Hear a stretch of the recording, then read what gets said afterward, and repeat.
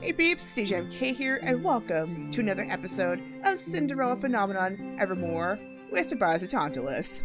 Joining me. Hello. So, in the last episode, we have finished Waltz's route, and we have just started Karma's route. And apparently there's a lot more action going on with this route, because they've already got a wedding planned, they've got a birthday celebration planned, and we have yet to answer the very first question when it comes to party planning. What do we name the signature cocktail? Really, it's not much, but I mean, well, I guess the other predominant theme is that, well, it's kind of figuring out what parts of it are Karma and what parts of it are Lucette. And so far, it feels like a lot more of Karma compensating, Brugantian style. If there's any indication from the previous endings about how elaborate Brugantian fashion can get.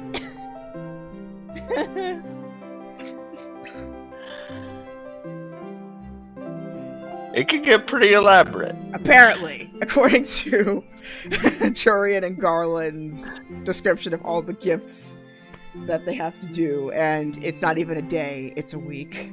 So, and of course, Emmeline being with Lance, there was also the masquerade, and the mask is supposedly so elaborate and so heavy that she cannot wear it the entire night. So, there's that. So clearly, it's very extravagant.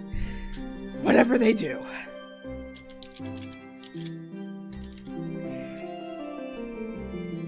But yeah, so in case you haven't noticed, or you haven't been on the channel for the past few days, we've actually started out 2 new playthroughs. So I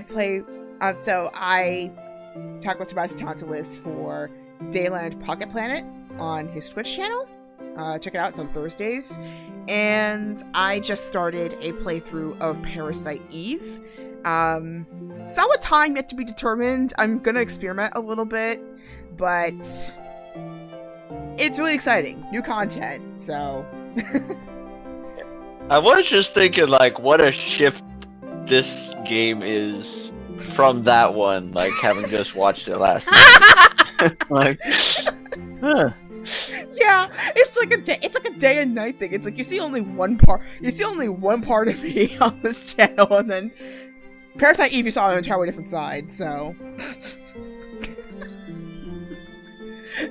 Yeah, it's also kind of, I didn't really think of it until after, I got done with the playthrough, was I kind of realized this is kind of the first, like, it was one of the very first, if not, maybe the first 3D survival horror title, and especially one of the first signs that usually, like, when survival horror turns into, like, action shooter at the sequel, because I think Resident Evil was a little bit before that, so, yeah, but it's, like, one of the first ones that did that, where the sequel went more action-oriented, though I feel like, especially with Parasite Eve 2, the jump scares got a lot sharper compared to the first one. Like, the first one, you had some preparation before they appeared. Here, it was just like, boom, boom, done. Yeah, so that's what I kind of observed. But anyway, today's not Parasite Eve 2. Today is Cinderella Phenomenon Evermore. So we are going to be doing very fun stuff, such as trying to pick out a name of a cocktail. Let's see. So I can't see the picture, so the drink gets unveiled at Lucette's birthday, from what I can see. And, well, it's a chameleon topper because he is considered the chameleon prince because of all the backstory I told in the last episode. But this cocktail's being unveiled at her birthday, so it's like, Yeah, I'm a little more inclined to call it the Lily, because the Lily is her thing, and it's like, at her birthday is kind of the point. yeah. Yeah, I'm leaning towards that too. Because I mean, even the blue of the blue of the liquid makes me think of her rather than him. So let's do that. Oh, right. Lilies are your favorite flower. Maybe we should put a lily on top of the chameleon's head, or remove the chameleon. Was it Claude's idea to have the chameleon there? Emmeline laughs. It was! He said it was symbolic, but since the drink represents you, he had to have something symbolic for him on the glass too, since you two are inseparable. That sounds like something he would do. And, oh, what sort of mixture do you want for the drink? I'm not picky. Feel free to choose what you will. Really? Are you sure? Emmeline looks at me uncertainly, and yeah, I kind of feel that. Like, if it's just like, if you ask to like just pick whatever, it's like, I got questions. Like, I mean, then again, I'm kind of one of those people who just thinks like I can go for anything, and then I don't realize until like after I get the pressure off on the decision that it's like, oh, actually, I wanted that. Yeah, it's like randomly choosing a character in a game, or like listening to songs on shuffle. You're like, I'll listen to whatever comes up, and then the one comes up. You're like, oh, except this one. I didn't want this one. And I'm a person who's practically game for anything, which is the funniest thing. I can do practically anything. But it just feels weird that, like, you don't realize like the true preference you have until the pressure's off. It's oh man. I think it's Rod.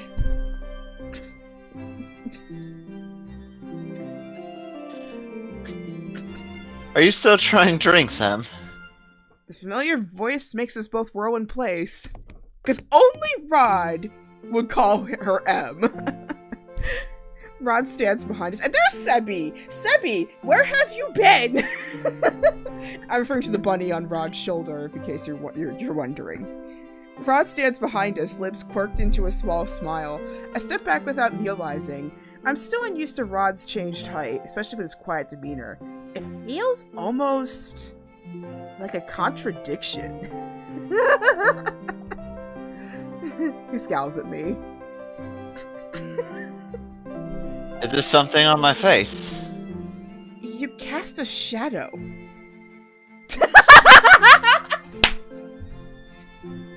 Ah!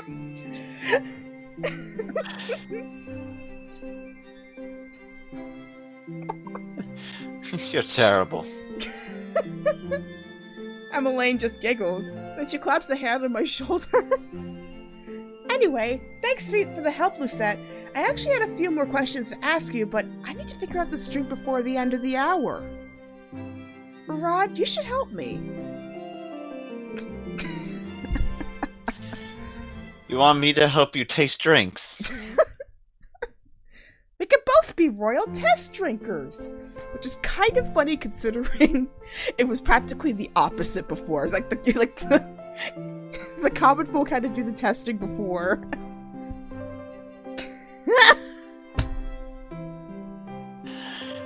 I don't think nobles test drinks for other nobles. Until now. Emmeline's revolutionary. The two of them continued their back and forth banter, and for a few moments I watched with amusement. I've tried my best to mend my relationship with Emmeline and Rod over the years, and even though the bonds we share are not as strong as the bond they have with each other, our relationship is no longer strained. I think I'll leave you two to your taste testing. I have to meet Claude soon. He insisted on meeting me in my room before he has to run off to a lesson with his history tutor. He's picked up Angel history fairly quickly, especially since he had just started recently. And since I convinced him to stop hiding from the tutor. I wonder what that story's about! Oh, it's probably... Maybe he thought the curse was still on him, so he's just like, yeah, just to be safe. Eveline is staring at the chalice of the chameleon topper thoughtfully. I wonder what sort of gift he'll bring today. Oh yeah, he's still in the middle of that.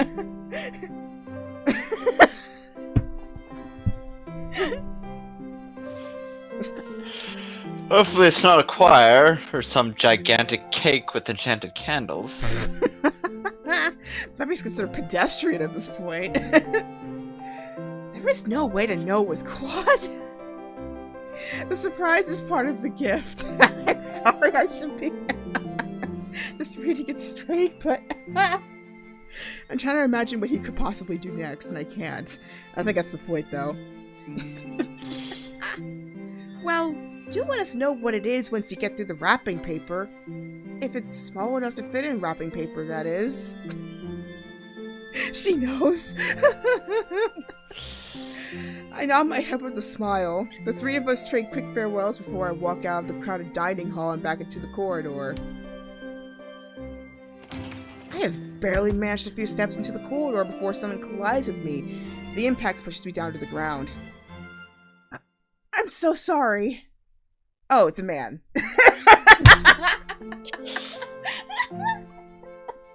The man holds out his hand to me.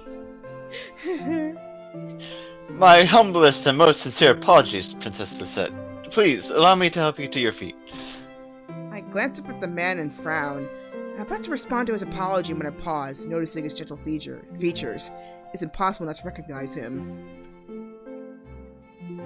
I'm gonna guess Waltz? I know Fritz died in one of the endings, but I forget which one it is. I feel like gentle features describes Waltz better, though. Oh, yeah. This is... Oh! Lance! I should have guessed him, too, because he showed up. Lance? I stare at him in shock. The light of the sun is angled just right on his features, making everything on his face gently glow. My earlier agitation disappears completely when I behold his smile.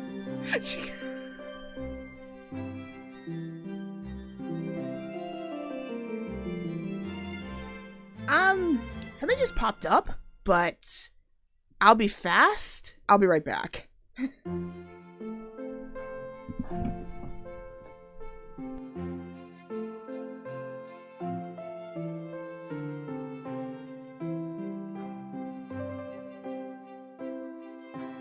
Guess I'll keep an eye on the chat.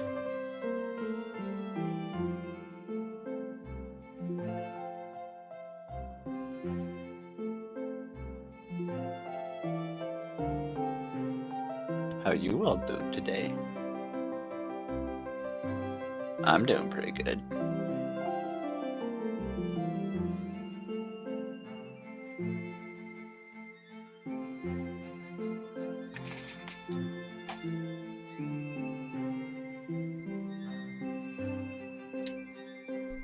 Okay, I'm back. Alright, thank you very much for your patience. But yeah, this is very much an anime moment right here.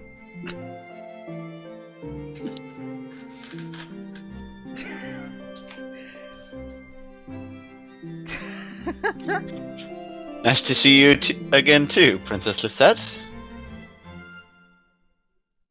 And once again, I am so sorry. Oh, Lance. I continue to stare at him, eyes wide, his apology barely registering in my mind. You're not supposed to be here for another month. Sparkle! Sparkle! That I am not. Yet, here I stand. He continues to smile at me jovially.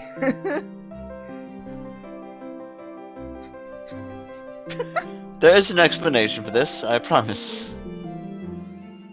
He gestures again with his hand, a clear insistence that I take it.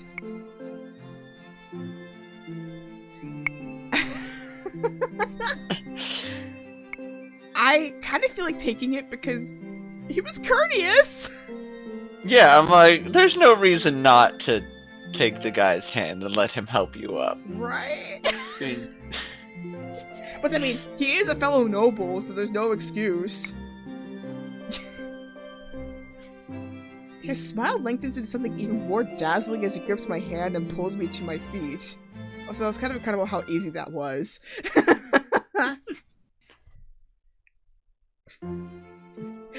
I've done a terrible thing, knocking over a beautiful lady. Is there anything I can do to apologize to you? Oh, that's why I was hesitating. You can let go of her hand. Claude appears suddenly behind Lance, his expression mired with a scowl. Lance releases my hand immediately. I hope she at least was able to get up before that. I knocked her down, so I... Yes, I know, the usual story. This is what happens when one is clumsy. Lance smiles, a little sheepishly before he turns his full attention on Claude. Oh boy. That was all a little awkward, but... His smile widens into something somehow both shining and gentle. And literally shining, I mean.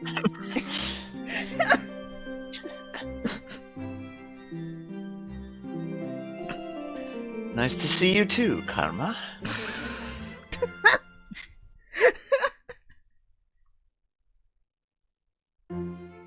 Llama? I can't get over the nicknames. Karma and Llama. They're both acronyms for some super long name that I cannot remember.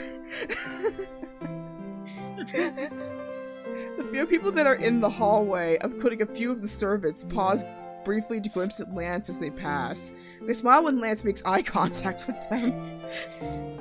Last time Lance was here, he had a similar effect. He has a way of... sparkling. Literally, he's sparkling. Yeah. Claude does it too, but on purpose. I did not think it was possible before, but I am fairly certain Lance sparkles without meaning to. Lance smiles. You ever have those moments when you just accidentally sparkle?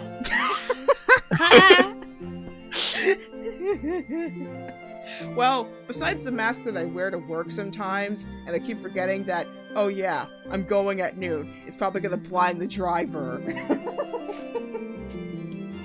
I mean, I think I showed you on camera, but there's like this, I have like this rhinestone covered mask that I wear. Like originally it was for like special occasions, but then I really liked it, so I started wearing it every day. And then I don't realize that, wait, it got a blending effect until the sun hits it just right, and then the whole car turns into a disco. I mean, nobody's complained, but that's like one thing that stood out in my mind. So yeah, I think I may have an idea about how I can accidentally sparkle.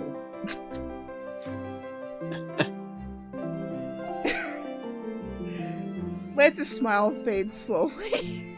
I didn't think I was going to talk about that. I apologize in advance for not writing in advance of my arrival. Father insisted I come early to surprise you.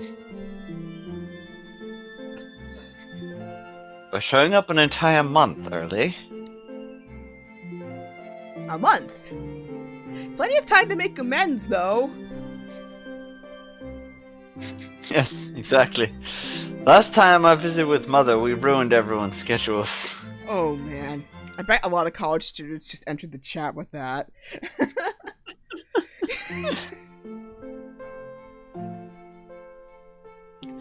Father figured that if no one had any time to plan, I wouldn't be as imposing. I wouldn't be imposing as much.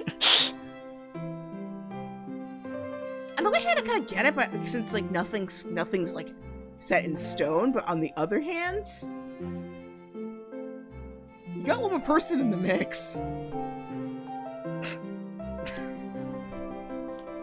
That is not very sound logic. My thought exactly, Lucette. My thought exactly. I've never met Claude and Lance's father, but sometimes I cannot help but wonder what sort of king he is outside the stories I hear.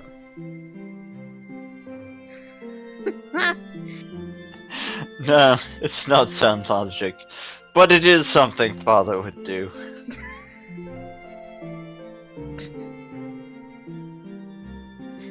He likes surprising people. And I think we know where karma gets it from now. The two men look at each other for a few moments. Lance looks noticeably uncomfortable with Claude scowling at him. The silence is stifling. I clear my throat. It's good to have you here, Lance. Does my family know that you're here? Oh, I already met with King Jono and Queen Ophelia earlier. I was on my way to visit Princess Emmeline and Prince Rod when I bumped into you in the hallway. Oh, and I happened upon Commander Garland earlier. I was watching one of his practices. Perhaps Garland met Lance earlier, and that's why he mentioned his name. Did he want to keep this all of this a surprise? Lance smiles again. I heard that it is your birthday in 6 days, Prince Lucette. It'll be an honor to attend the celebration. And it will be an honor to have you there, Lance. Oh boy. Here comes some drama, and if anybody was going to be dramatic, it's Claude. Claude still looks agitated by the conversation. Well, it's not again concerning the family, at least like the implied family history, like you would think, especially with him disappearing for, I think it was a year with the fairy tale curse. Yeah, it would be no surprise if it was complicated. Claude is always unreasonably moody when his brother visits. He tells me that it is sibling rivalry, but sometimes I feel it runs deeper than that. I do too, especially with like the way his story panned out in the original story in the first game. It feels like something more went down.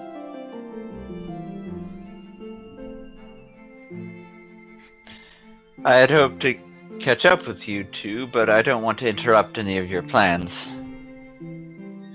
Claude sighs beside me. He seems to deflate a little, but some of the earlier tension I sense in him fades away. He smiles at Lance.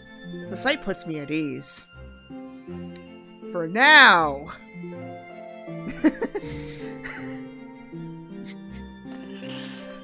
As much as I want to catch up now, I have an engagement. Two, in fact. Oh? Claude, is there something you want to tell Lucette? Yeah, I'm like, I don't think generally people should have two engagements, especially at the same time. Oh, let's talk about the other kind of engagement. In that case, proceed. Engage. Make it so.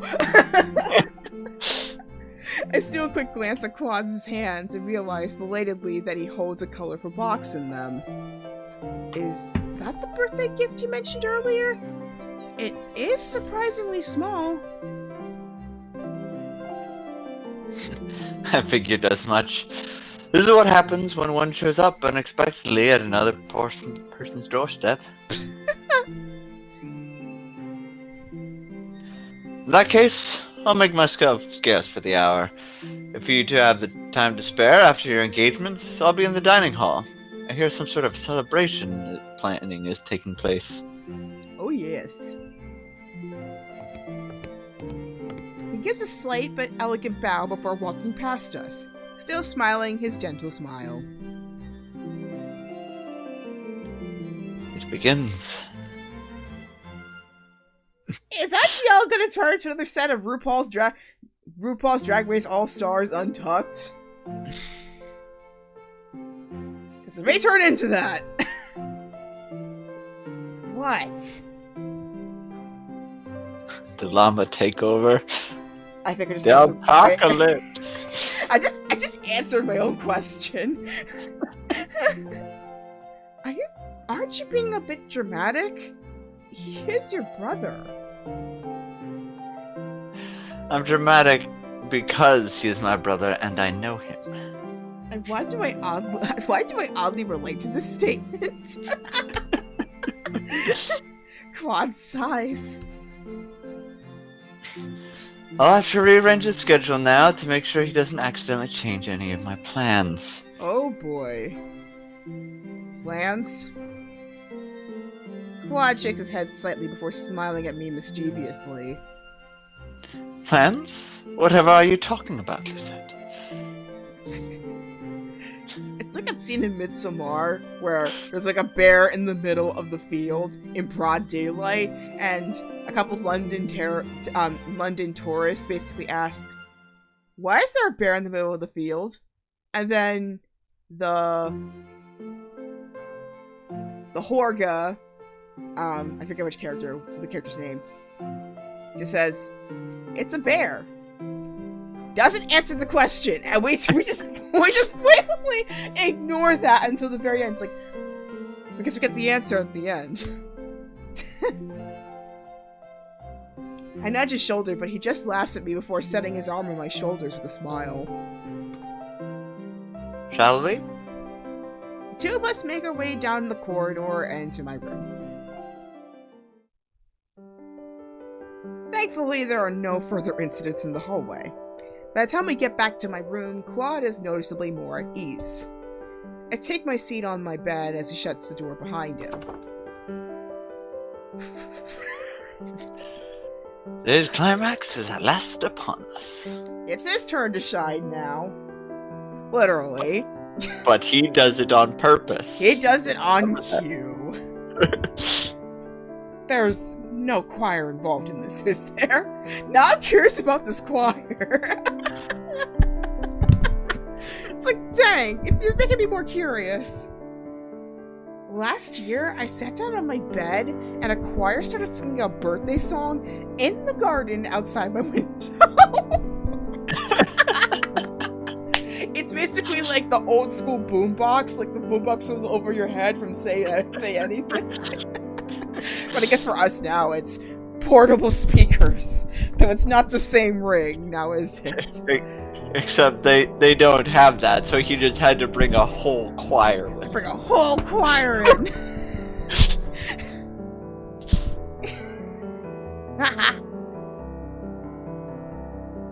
No choir. This is much better. An orchestra?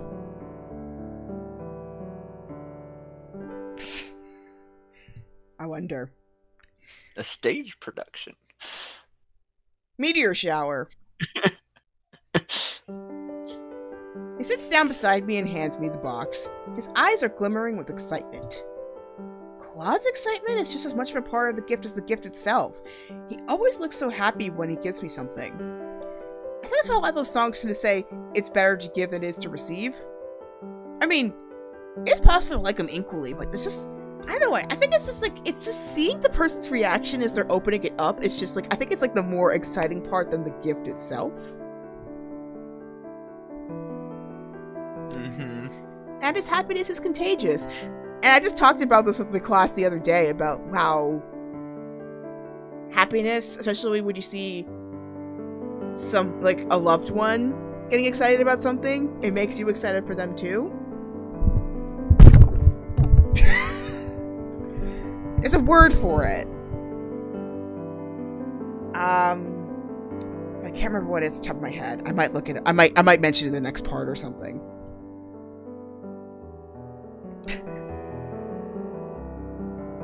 Are you going to continue to make me wait in suspense?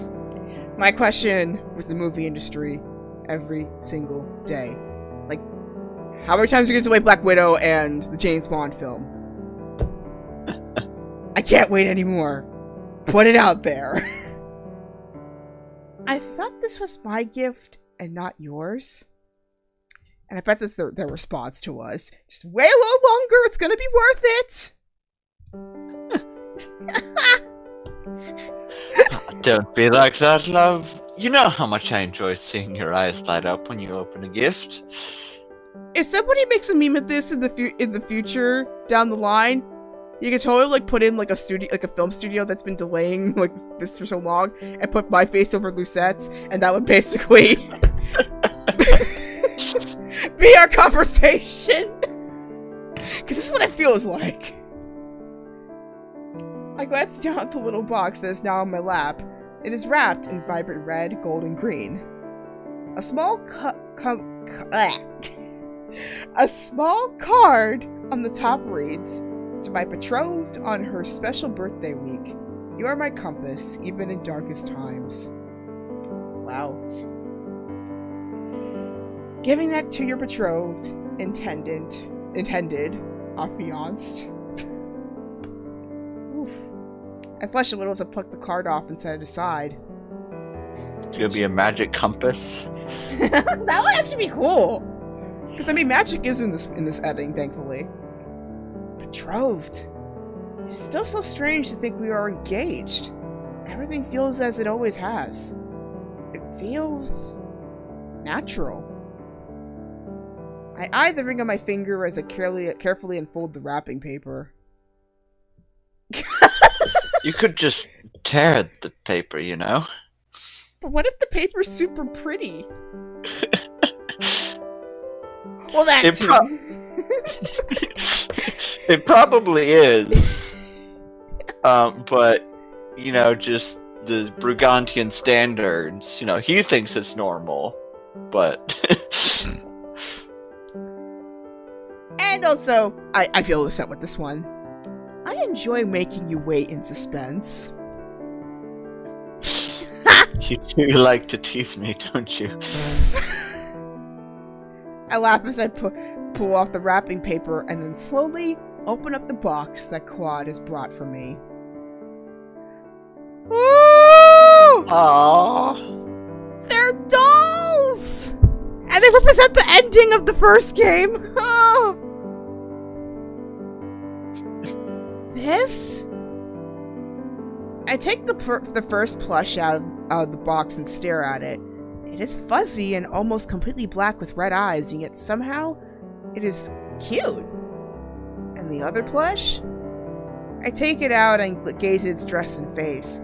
It has a lily necklace hanging from its neck and a glass slippers on its small feet. I can immediately tell from the hair who it is meant to be. It's me, and... I stare at the black beast plush, startled. How did she forget? You? Claude laughs, looking pleased with himself. But why would he make himself out to be a beast? You look confused. But certainly you must realize that this gift is based off the Beauty and the Beast. I hope she read that fairy tale. But you... Look, I even gave myself a crown. That's not... Let's not downplay this. I furrow my eyebrows at him.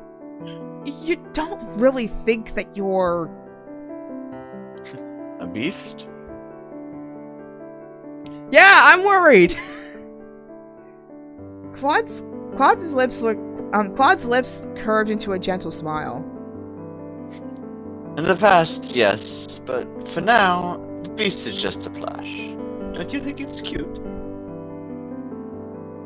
For now, English major mode activate. So, the "but for now" that is clearly a brush off. I think. I mean, you may have thought even more so in the past, but clearly, I mean, if you didn't think of that yourself now, you would have made it more clear by saying like, you managed to see me in that dark, even in that dark space, and I'm grateful for that. Or now I kind of see that as another part of me, and I'm okay with it. Clearly, you're not okay with it, Claude. I don't think it takes a therapist to figure that out. But yeah, please consult a professional therapist if you feel like you're going through some stuff. Please do. Seek a professional. I glance down at the beast plush again, my fingers on the crown. The past? That's my question, Lucette. We're vibing right now. I think it's because I've been playing her for the last 2 years, I think, that I'm actually kind of getting her psychology a little bit, even if I'm not getting the true ends.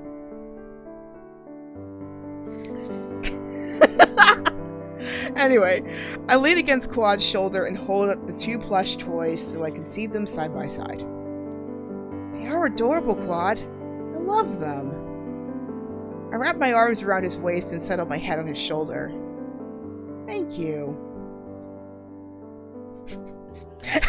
Rather than acquire a large cake? I debated combining the two this year, you know.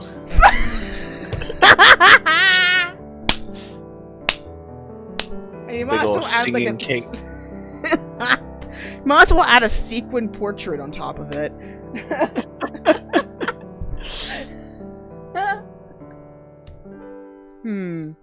I suppose if I had to choose. No, wait, don't tell me.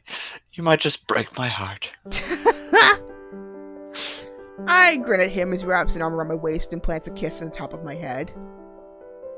I love everything you get for me, no matter how small or how grand. I eye the rose locket hanging around his neck and smile. Claude notices me looking and puts a hand to it. More than 2 years ago, he had a rose tattoo by his heart. Now he calls the rose locket his heart. I would give you the whole world if I could. But for now, I hope you don't mind settling for these smaller gifts. Hey, I think the Royal Guard, if anything, would be appreciating that break. I'd never be able to fit the whole world in my room, but I could fit you in here at least. That's probably the most important thing. Probably? Lucette, I'm offended. Yes, Lucette, please be careful with your words. This is an English major talking. I laugh and he leans down to plant a kiss with my smile.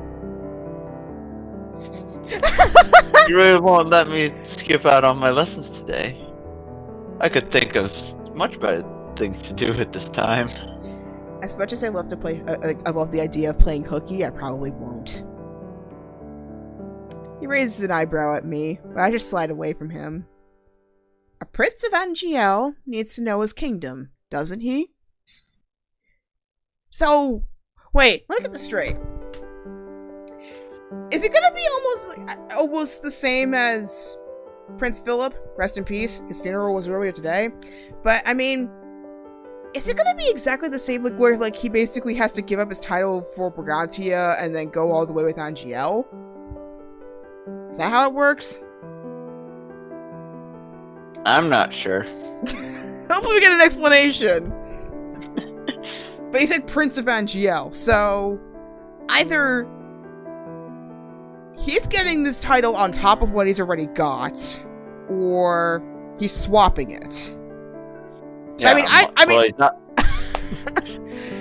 In fact, well, he's not going to be king of Angiel. They still have a king. So. Yeah, they still have a king. But, like, obviously he's going to become king in the future, down the line. But, I mean, it's like, how that all... Yeah, I'm watching too many Windsor documentaries, you could probably tell. Like, does that mean that Lance gets to be the king of Brugantia? That's the other thing! Because he's the second son. Anyway, Claude stares at me after that, his expression growing surprisingly somber. For a few moments, I see a glint of melancholy in his eyes. Then he stands up abruptly and fixes a smile to his face. Very image-conscious, clearly.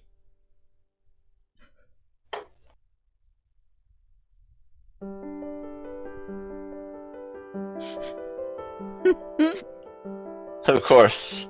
And then there's also my kid brother to attend to. He was no longer a kid, from what I can tell. He's still his kid brother. Fair enough. I will go speak with Lance, so do not worry about him.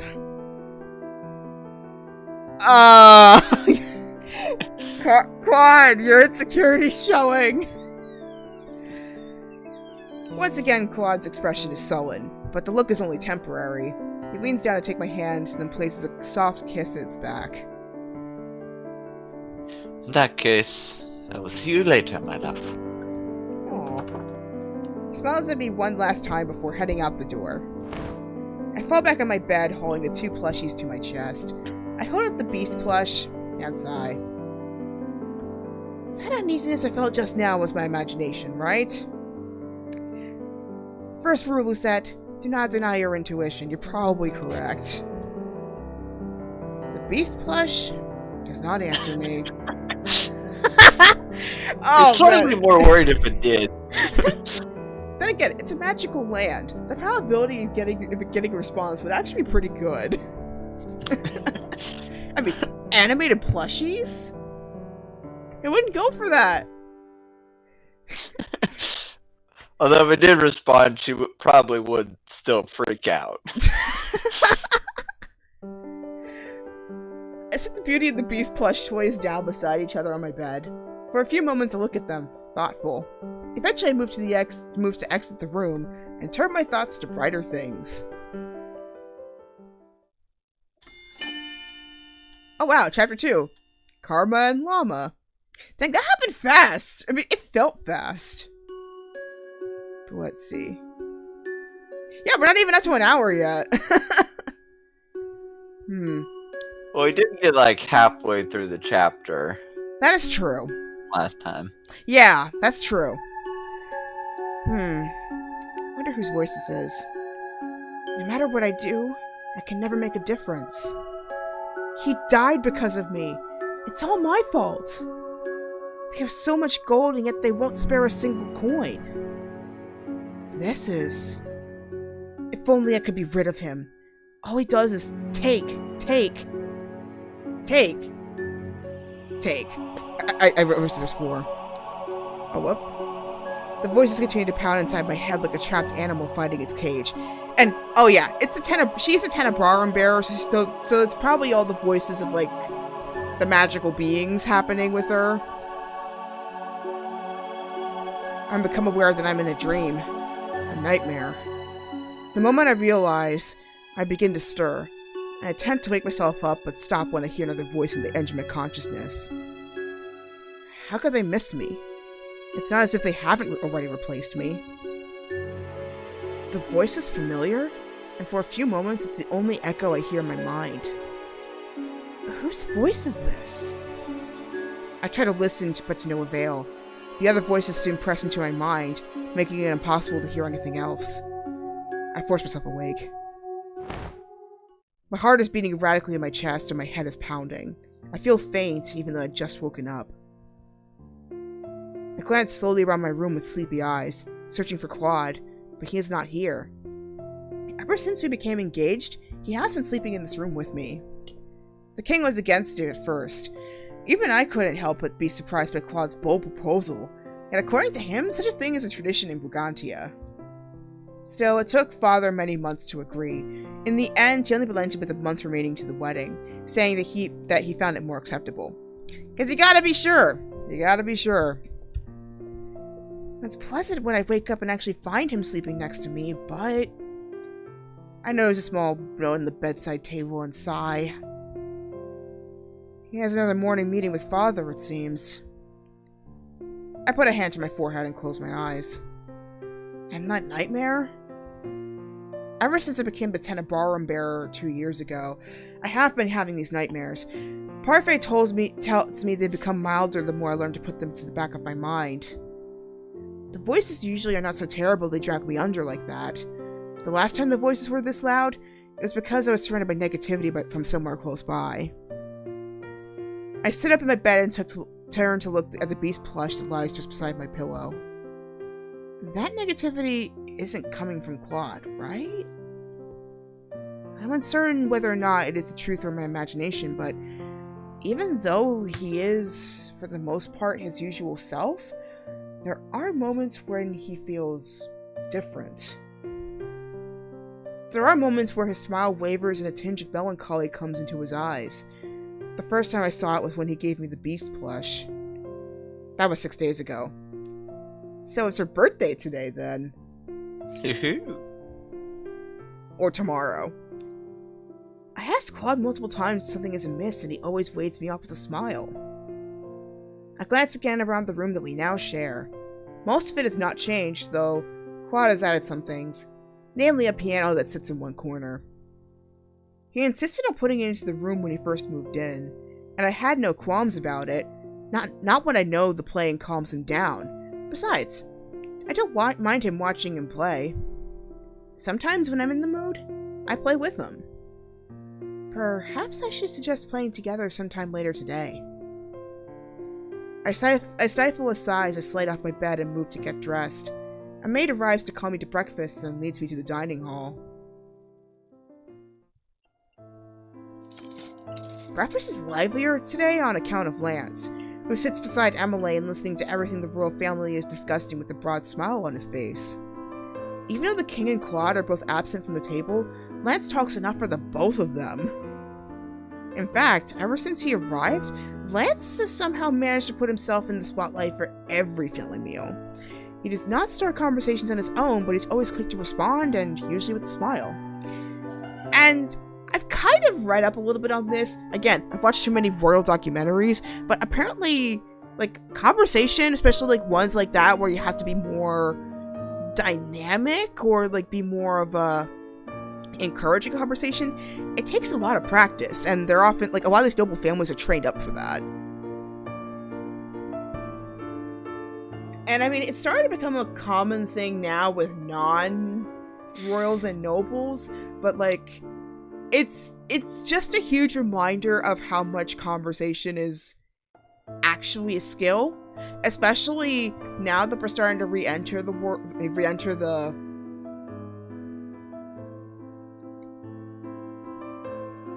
material world. Let's go with that. Because we've been virtual for the past year. We're kind of starting to realize that, yeah, we can go out of practice so fast when it comes to regular communication. Yeah, I'm so at the conversation, I feel like. Yeah. I'm not bad, and there are times when, you know, I can make some quick replies and, you know, be funny, whatnot, but then sometimes you just feel like you hit, like, that dead wall. You're like, I have no idea what to talk about now. Yeah, that seems to be coming up a lot more for me these days, because usually I have, like, a wide array of stuff I usually talk about, but I kind of realized how small my sphere has gotten, because I have less energy, and that in turn gives you less things to talk about. Like, I feel like all I talk about is gaming, school, and the little interaction I get at work. But that's literally all I'm doing, though.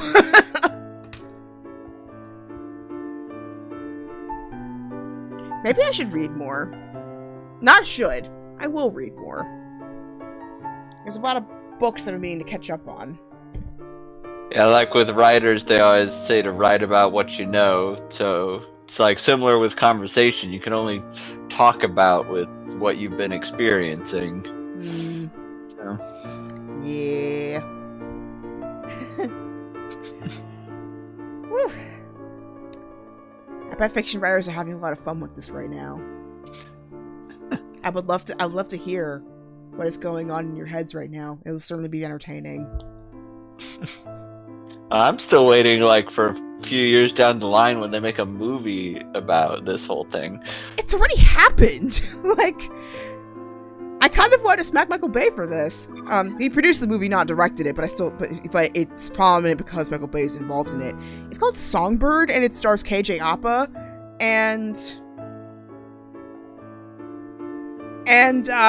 well, I'm not monetized, so I don't really care if I say this as much, but basically it's basically like a what if story. Like, what if like this lockdown went down to 4 years and then COVID-19 turned to COVID-23. That's basically what it is. Oh, that's fun. Yeah, and the trailer came out like November last year. Like, could they read the room any less well? you do after everything's done, not when we're in the thick of it. Yeah. It's like, oh man, this has been such a hard year. Yeah, imagine if it was like 5 years of this. And you're like, no, stop. And they made it more they did make it more like a Z-Poc or zombie apocalypse kind of film, but still, it just felt way too soon. Oh man. But I think this is like the biggest trick that I think has been helpful with like trying to keep conversations going, which is seeming inherently interested in everything that he hears. Well, I try to actually be interested in everything we hear, but like, I know not every topic is my forte, so I just like to hear, what I love, I think it's where it ties back to that joy being contagious.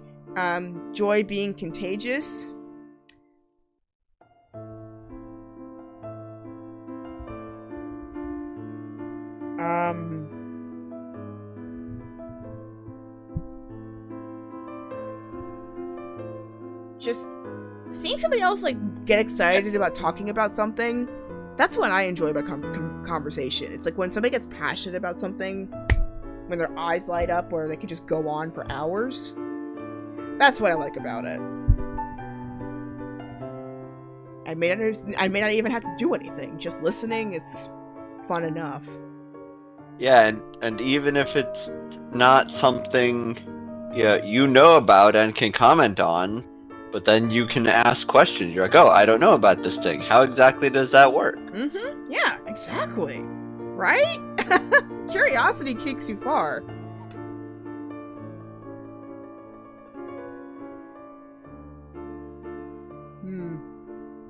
Alright. But this is the one thing I'm always curious about. Like, it's amazing to me that he manages to be so animated and attentive so early in the morning. Like, how are people so animated in the morning? That's one thing I still need to figure out. Only thing that can get me going that much is probably coffee. Especially if it's before 10 a.m. I think it just has to do with your sleep schedule. Like, if you are a night owl, then, then you won't be as awake in the morning, but if you regularly get up in the morning, that's when you're awake and animated. True. And so I just remembered the term for vicarious joy, or the pleasure of seeing somebody else's happiness. Mudita. I will type it in the chat.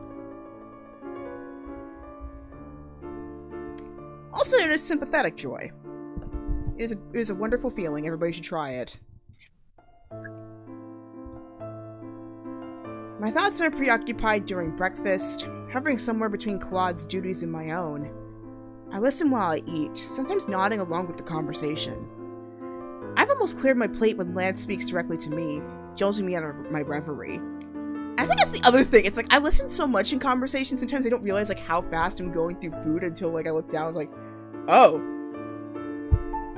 And I look at everyone else, it's like, I think it's because they're so busy with conversation, they don't eat as much, so it's like, oh, like theirs are still empty, and it's just like, like those are still full, and then like I'm still empty. It's like, did I eat fast, or, oh, I didn't talk, that's why.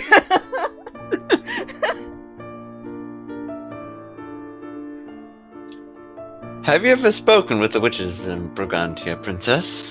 We did in the previous episode. Well, there were former witches at that point. I look up at Blink, trying to piece together what he might have been saying. The witches from Brugantia? Claude tells me that you interact with many witches because of your position as Tenebrarum bearer. He puts his hand on his chest and gives a slight bow. Even sitting down in front of a half-finished breakfast plate, he manages to make the motion look somehow dignified. Like, that?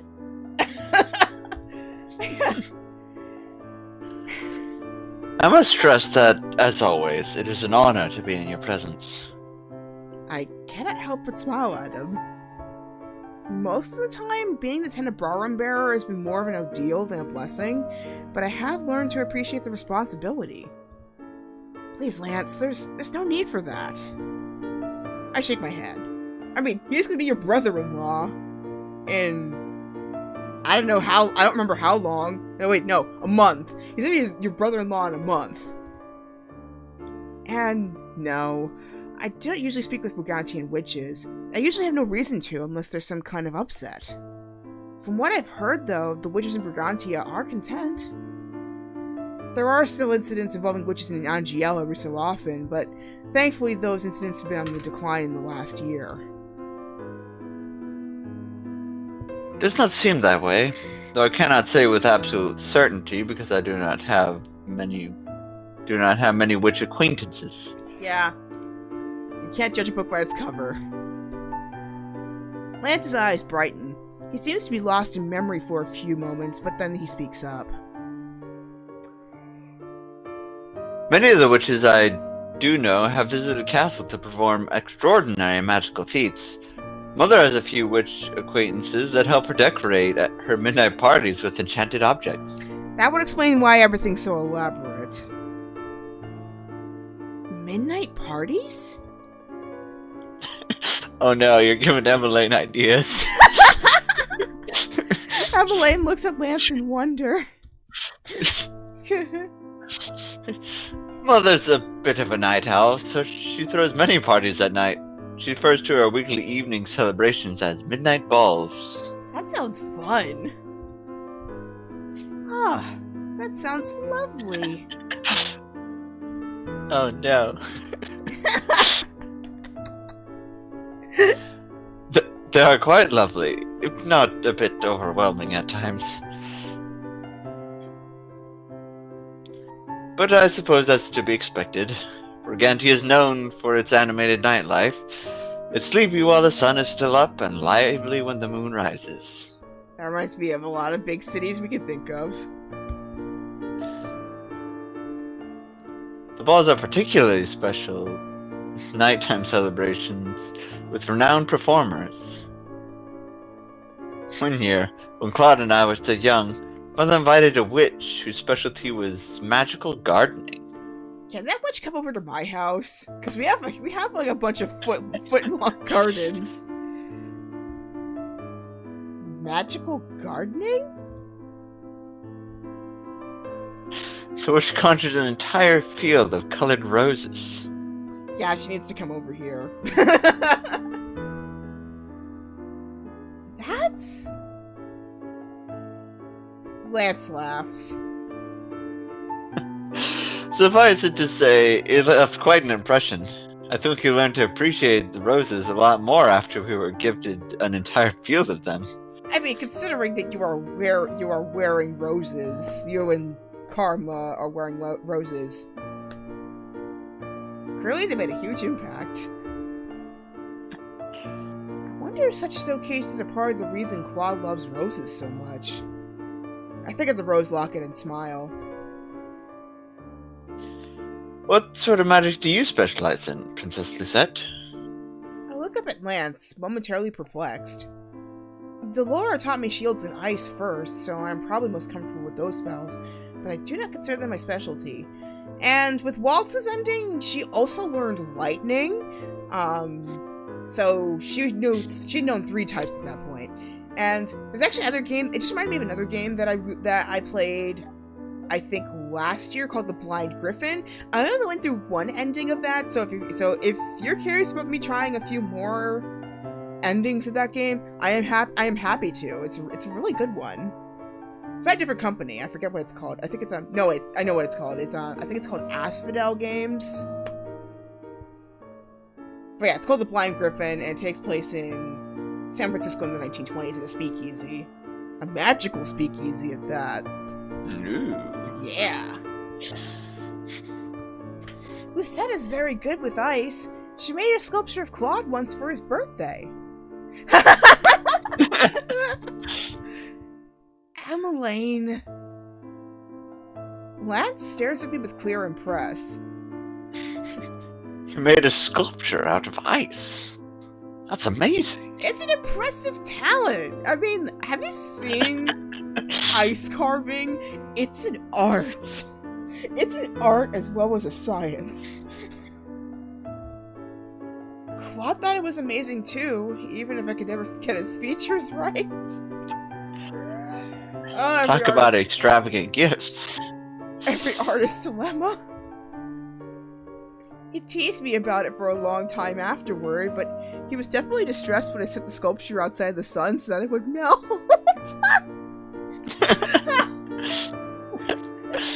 She's lucky that he is lucky that she does not know fire. There's a broom here that she animated to clean all its own too. That was Delora. No. Mr. Broom is definitely it's entirely Delora and Parfait's fault. I did not want to bring it here at first, but in the end I agreed to it because the thing won't leave me alone when I visit the tavern. I brought it here and tweaked the enchantment on it so it could sleep on its own. Now at least Delora can't renew the enchantment on it just to cheese me. Rod looks up from his plate, eyebrows raised.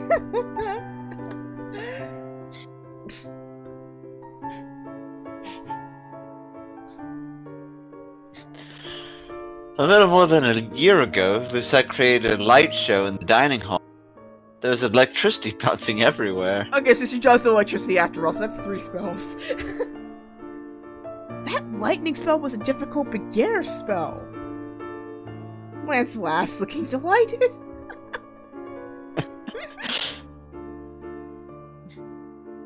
So you are a master of all trades. I wouldn't expect anything less from the Tenebrarum bearer. Well, I mean, again, there's fire and then there's growing stuff, so there's still quite a bunch of things that she hasn't tried yet, but hey.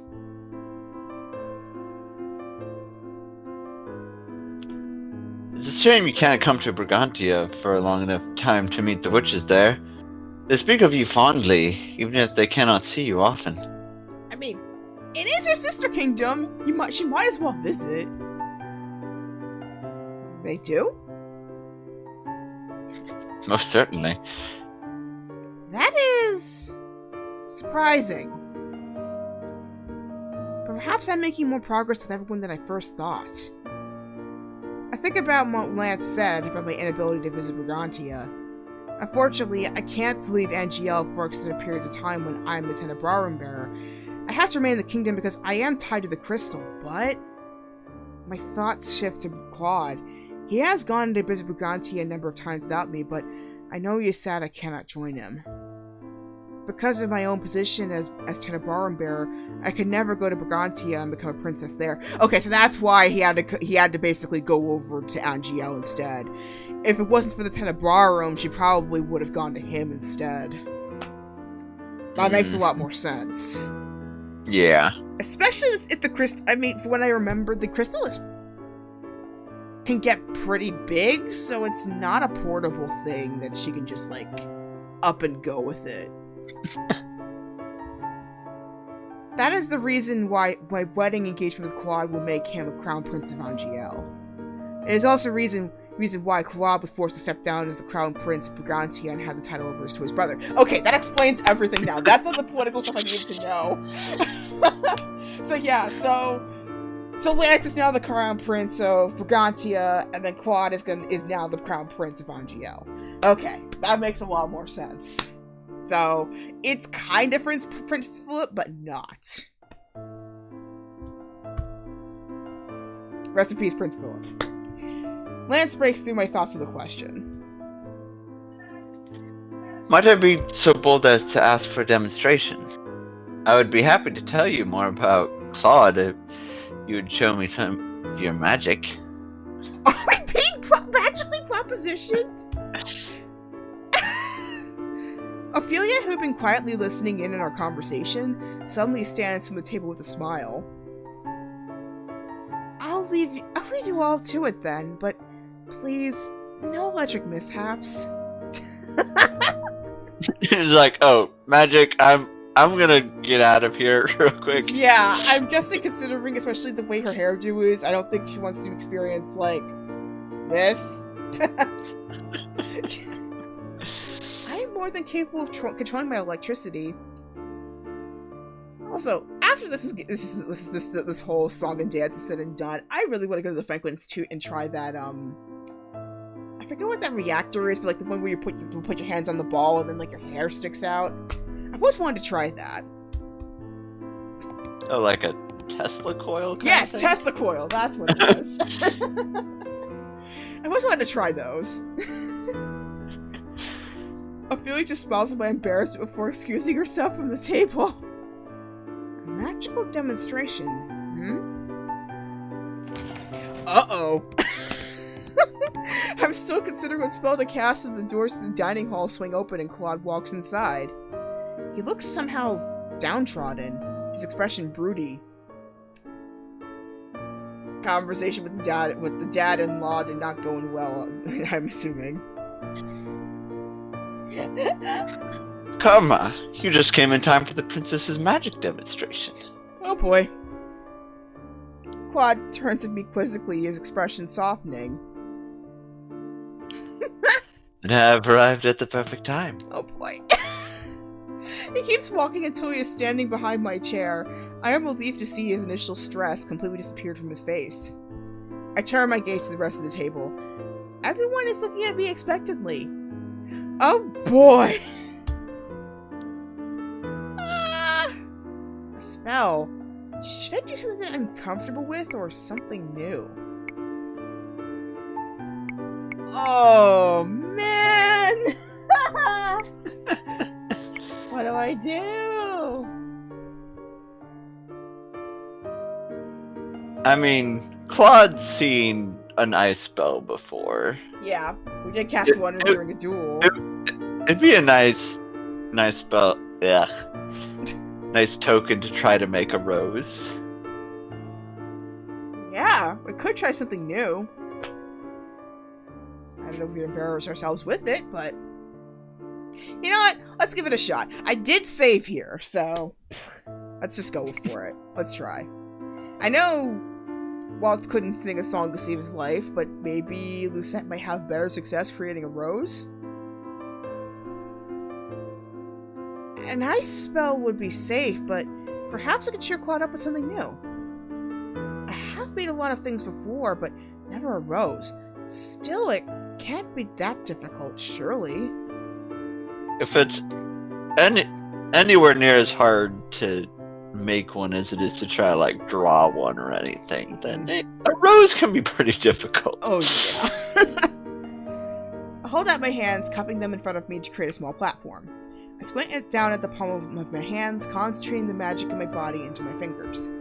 The magic beneath my skin is a subtle thing, but 2 years of practice has made it easier to grip and shape it into something.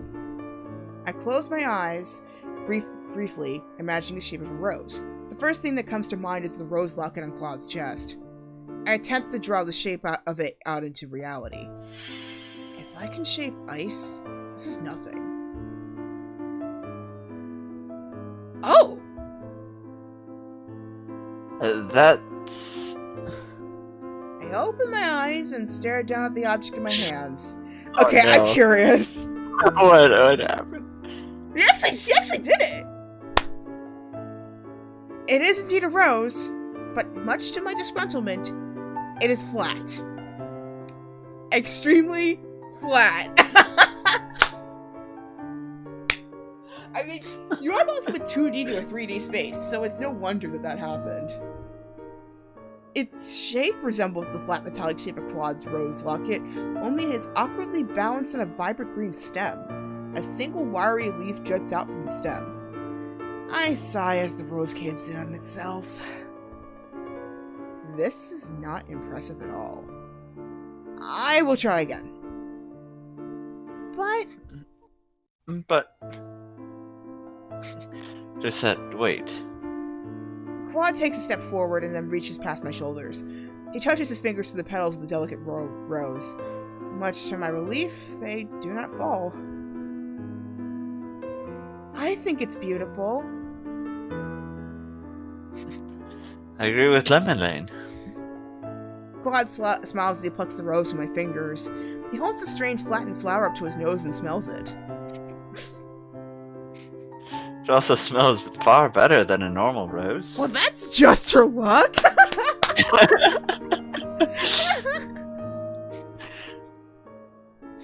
I'm inclined to agree. A rose made out of magic is more special than a rose plucked from a rose bush.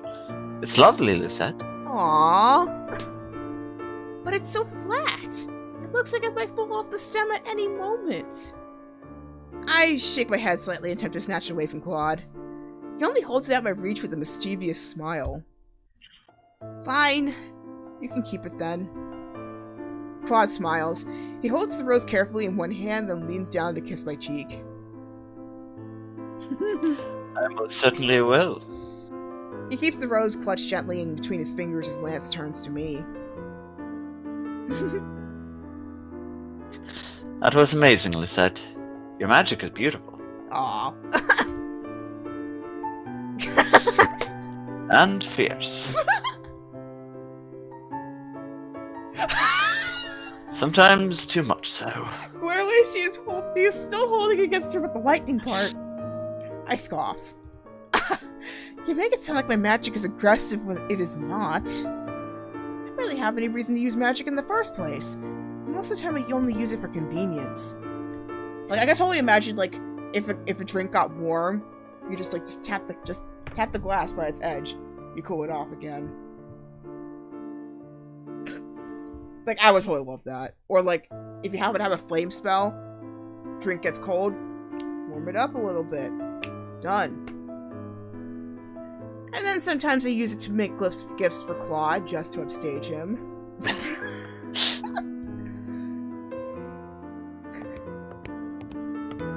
Lance thanks me again for the demonstration before excusing himself. He and Emmeline rush off for extremely important plans.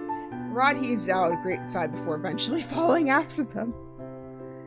I hope they are not trying too hard for me to put the celebration tomorrow. So, okay, I knew it was tomorrow.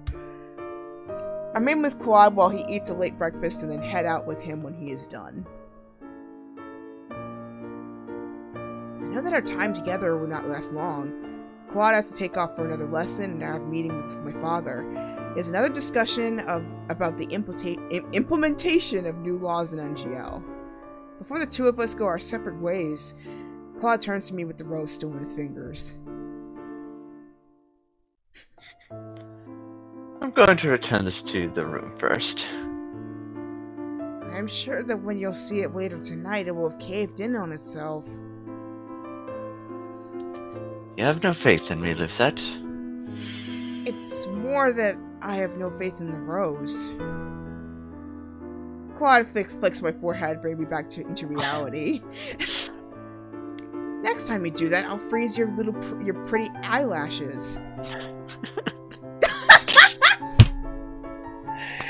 Then they'll really sparkle. Claude bats eyelashes at me and chuckles. I wouldn't mind. It would be a nice change of aesthetic, I think. Considering he's very fashion forward, that'll be nothing to him. He plants a quick kiss on my forehead. Until we next reconvene, love. After a quick exchange of farewells, we separate and go our own ways. The day turns out to be busier than I have anticipated. Except for the short hour break in between, I barely see Claude. He manages to give me his gift for the day in between our responsibilities. It is a feat for the eyes. A simple, yet elegant blue dress decorated with lilies. Claude is good at selecting dresses given his prior experiences with them. The king has always seemed surprised when I tell him that Claude helps me compile my wardrobe. I know I will have to wear this dress sometime soon as well. The thought hangs in my mind as I continue about my business. And I would love to see it. The rest of the day passes in a blur. Alright, a new chapter already? Oh, it's at night. Okay. Even the evening moves quickly. I have enough time to sit down to dinner with my family before I have a meeting with a witch from town. By the time I'm finally able to head back to my room, it's 9:10. My body feels incredibly heavy, and all I want to do is crash into my bed. I've just turned the bend in the corner when I hear soft music coming through the halls. I stop to listen. Claude must be playing the piano. Strange. he usually does not play if I'm not there to play with him or watch him. Maybe it's a surprise song? I walk the rest of the way to my bedroom, then open the door quietly so as not to disturb Claude. The music wafts out from the room like a gentle breeze. The minute I step inside, I see Claude at the piano, fingers gliding across the keys to create up beautiful sounds emanating from the instrument. He is so immersed in his music that he does not notice when I step inside and shut the door behind me. He looks so solemn yet at peace, his eyebrows drawn in concentration as he focuses on the keys. Even as I watch, the richness from his expression begins to crumble away into a gentle smile.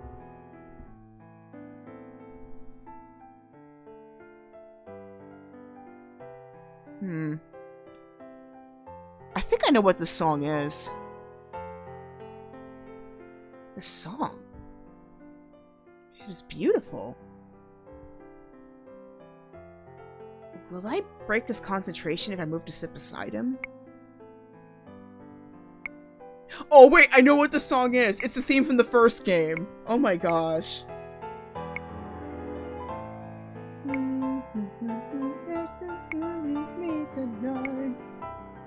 Oh yeah, that is a good tie back with this. And I'm glad that it's at the midway point. I mean, I know probably the next chapter is gonna happen right after this episode, but maybe right after this decision, but I feel like this is a beautiful place to end, considering the nice tie back.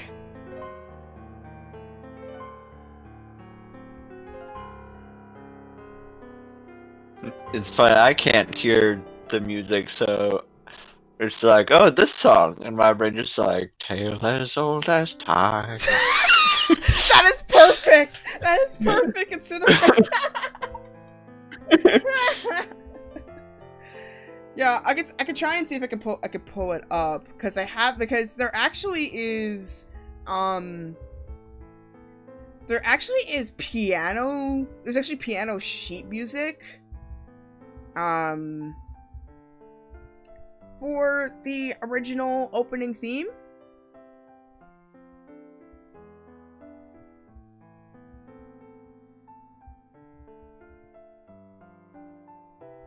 But yeah, honestly, that was a good throwback.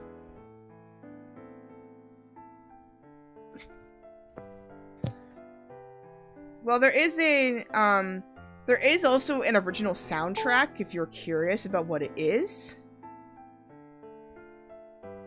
Let's see if I can get. Well, it's not letting me copy and paste, so I'll just share this link to the Steam link to it, as well as I think it's like through this there's like a Steam thread about the theme song. It's not letting me copy and paste, darn it.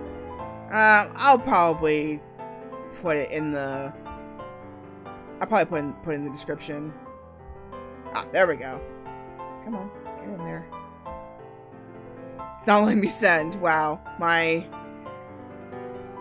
restream chat's being a jerk, but it's alright. Well, but anyway. So, how will we go through this musical chapter? Who knows? We'll find out next Saturday. So, well, Barony is pretty much to be continued. I'm not sure where we're going to jump back in next, but as soon as we do, we will let you know. But in the meantime, in case you're looking forward to some more stuff to watch, we've got plenty of content that we are going to keep you busy with for the rest of the time. So we've got Cinderella Phenomenon Evermore Part 12 happening next week, and then we have Parasite Eve 2 with the second part happening this Wednesday, and like I said earlier, Dayland Pocket Planet on Thursdays. So we got a bunch of stuff that we're doing. I also do card readings for fun, as well as just a little bit of reflecting time. So if you want to check that out, I have a shop on Fiverr. Links in the description of my YouTube channel. And feel free to support local businesses. And here's all my social media.